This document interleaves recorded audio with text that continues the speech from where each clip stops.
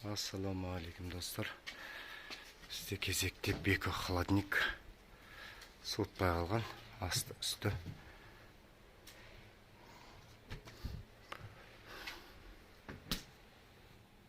Бұның себебін анықтап, қазір жасап жатырмыз. Обратка тесілген мыспен бірге ораған. Жалғап обратканы түсірдік моторға. Фильтрін бәрін ауыстырып қойдық. Қазір давлениемен тағы тексереміз. Бұйырса жасап жинап болдық.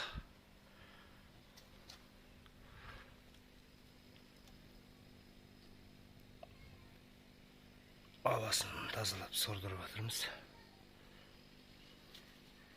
Қазір фреон құямыз.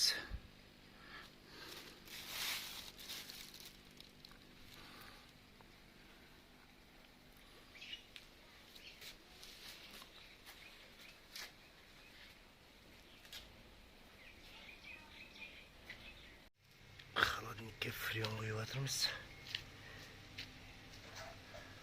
600 фреон.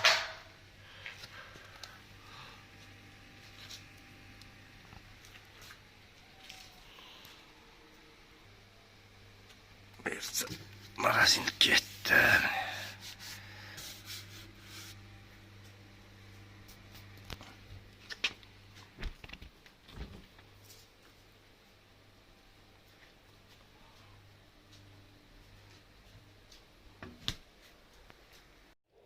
Бұйыртса бекі холоднигіміз болды.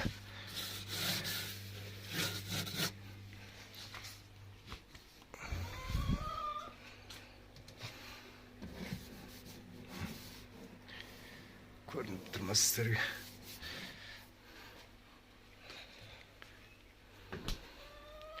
Каналымыз ұнаса тіркеліп, лайктарыңызды басып отырыңыздар. Қолдап, қуаттап отырыңыздар. Сау болыңыздар.